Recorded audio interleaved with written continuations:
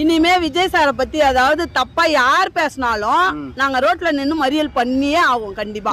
அது சிஎம் சாரே வந்து வேணாமா விடுங்கன்னு சொன்னாலும் பரவாயில்ல, நாங்க நின்னு போராட்டம் பண்ணுவோம். அவரை பத்தி ஒரு வார்த்தை யாரும் பேச. இன்று பார்த்தீங்கன்னாக்கா உதயநிதி கைது பண்ணிருக்காங்க. என்ன காரணத்துக்கோசம் கைது பண்ணாங்க உங்களுக்கு எல்லாம் தெரியுமாக்கா? அவர் வந்து தமிழ்நாட்டு முதலமைச்சரே ஏதோ தகாத வார்த்தையால பேசியிருக்காரு, அதனால அவரை அரெஸ்ட் பண்ணியிருக்காங்க. அவர் எதுக்கு தகாத முறையில எதுக்கு பேசுறாங்க? எல்லா அரசியல்வாதிகளும் எதுக்கு பேசுறாங்க? அவர் வந்து மக்களால் தேர்ந்தெடுக்கப்பட்டவர். அவர் வந்து பணம் கொடுத்து, காசு பணம்லாம் கொடுத்து, புடவை எடுத்து கொடுத்து, ஜாக்கெட் பிட் எடுத்து கொடுத்து, பேண்ட் சட்டை எடுத்து கொடுத்துலாம் அவர் ஓட்டு வாங்கல. அவர் வந்து மக்களால் மனசாட்சியோட மக்கள் ஓட்டு போட்டு அவரை வர வச்சிருக்காங்க. அவரு எதுக்கு அநாகரிகமான பேச்சு எதுக்கு பேசுறாங்க அரசியல்வாதிங்க? அது தவறு. அதனால அவரை அரெஸ்ட் பண்ணிருக்காங்க. கரெக்டு தான் அவர் அரெஸ்ட் பண்ணது. அதை பத்தி யாரும் சொல்ல முடியாது. அவர் வெளியே கூட வேணாம், உள்ளே வைக்கலாம். ஓகே. ஆனா இதனால நிறைய பேர் விமர்சனம் பண்றாங்கல்ல. விமர்சனம் பண்றாங்கன்னா அவருக்கு உடந்தையா இருக்கிறவங்க தான் விமர்சனம் பண்ணுவாங்கன்னா, தமிழ்நாட்டு மக்கள் எல்லாரும் விமர்சனம் யாரும் பண்ண மாட்டாங்க. அவரை உள்ள புடிச்சு வச்சுட்டாங்கன்னு சொல்லிட்டு அவருக்கு உடந்தையா இருக்கிறவங்க தான் அதை வந்து விமர்சனம் பண்ணுவாங்க. அவர் அரசியல்வாதிங்க வந்து அநாகரிகமா பேசுறதுக்கு அவர் என்ன அப்படி இப்படி பூந்து ஓடி அந்த அரசியல சட்டசபையில உட்காந்து உள்ள போயிட்டு உட்காந்துட்டாரா? அவர் வந்து மக்கள் எவ்வளவு ஒரு ஆசீர்வாதத்தோட அவரை வர வச்சிருக்காங்க. அவர் எதுக்கு அநாகரிகமா எதுக்கு பேசணும்? தமிழ்நாட்டுல பாதி மக்கள் வந்து விஜய் மேல உயிரே வச்சிருக்காங்க. விஜய் சாரை வந்து அப்படி பேசினா தமிழ்நாட்டு மக்களே விட மாட்டாங்க. மக்கள் பெண்கள் ஃபர்ஸ்ட் விட மாட்டோம். நாங்க பெண்களுக்கு வந்து அவர் எதுவுமே செய்யவே வேணாம். 2500 ரூபாய் வேணாம், சிலிண்டர் வேணாம், எதுவுமே வேண்டாம். தமிழ்நாட்டுக்கு பாதுகாப்பு நிறைய கொடுத்துருக்கிறாரு. நாங்களே எவ்வளவு நிம்மதியா இருக்கிறோம் இப்பெல்லாம். இப்ப என் தங்கச்சி ஒருத்தர் பேசினா, அவங்க வீட்டுக்காரர் இறந்துட்டாரு. முந்தா நாளே எங்க அண்ணன் ஒருத்தர் இறந்துட்டாரு. குடிச்சு லிவர் அது இது எல்லாமே போச்சு. 3 நாள் தான் அது எங்க அண்ணன் இறந்துட்டாரு. நாங்களாம் ரொம்ப எழுந்து போயிருக்கிறோம். இந்த திட்டத்தை வந்து அப்பவே போன வருஷத்துலயோ இல்ல அதுக்கு முந்தின வருஷத்துலயோ பண்ணியிருந்தாங்கன்னா அவங்க உயிரெல்லாம் போயிருக்காது. இவங்க வந்து ஒயின் ஷாப்பை திறந்து வச்சுக்கின்னு லஞ்சம் வாங்கிக்கின்னு எல்லாம் பண்ணி ஒவ்வொரு பெண்களையும் விதவை ஆக்கின்னு முன்னமா ஆக்கி உட்கார வச்சிருக்கிறாங்க. இப்ப விஜய் அண்ணா வந்து எத்தனையோ ஒயின் ஷாப்புகளை மூடி இருக்காரு. நல்லது தானே பண்ணியிருக்கிறாரு. அவர் எதுக்கு தப்பா பேசுறாங்க? நிறைய பேர் என்ன சொல்றாங்கன்னா, நாளைக்கு சட்டசபை நடக்க போகுது, அதனால பயந்துக்கின்னு இன்னைக்கு கைது பண்றாங்க. பயம்லாம் அவருக்கு ஒரு துளி பயம் கூட இருக்காது. அவரு பயப்படுறவரா இருந்தா இப்படி பேசினாரு பாருங்க, அது பேசியே இருக்க மாட்டாரு. அவர் பயப்படுறவரா இருந்தா சொல்லி கேட்டுங்க, இப்படி பண்ணாரு பாருங்க. எங்க தளபதி பயப்படுற ஆளே கிடையாது. அவரு படம் நடிச்சாரு, கூத்தாடினாரு, அதெல்லாம் சொல்றாங்களே, எல்லாமே ஒரிஜினலா பண்ணின்னு வராரு.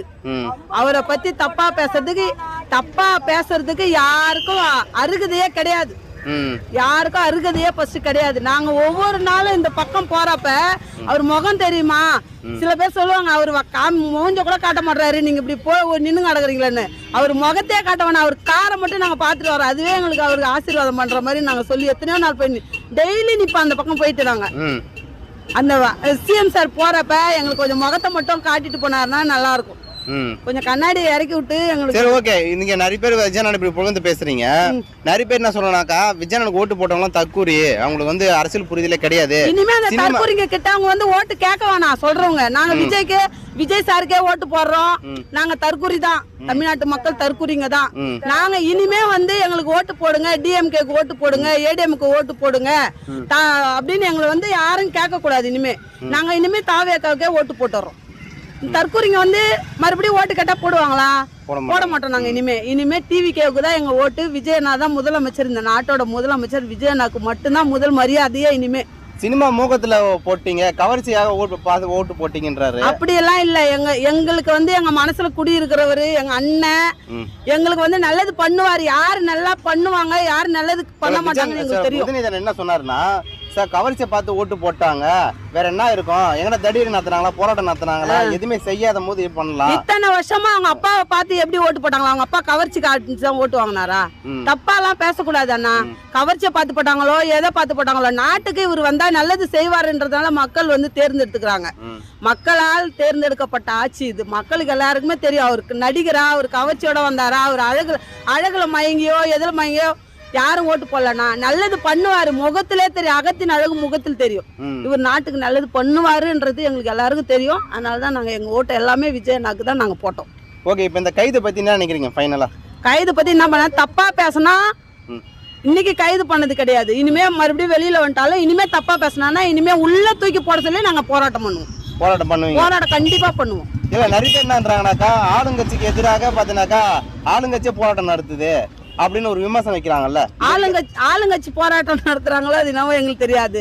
இனிமே விஜய் சாரை பத்தி அதாவது தப்பா யார் பேசினாலும் நாங்க ரோட்ல நின்னு மறியல் பண்ணியே ஆகும் கண்டிப்பா. அது சிஎம் சாரே வந்து வேணாமா விடுங்கன்னு சொன்னாலும் பரவாயில்ல, நாங்க நின்னு போராட்டம் பண்ணுவோம். அவரை பத்தி ஒரு வார்த்தை யாரும் பேசக்கூடாது. யாருக்கும் பேசுறதுக்கு அருகதையும் கிடையாது. தமிழ்நாட்டை அவர் நல்ல ஒரு தாயகமா ஆக்குவார், எங்களுக்கு தெரியும். அவர் வந்து நல்ல ஒரு மனிதர்.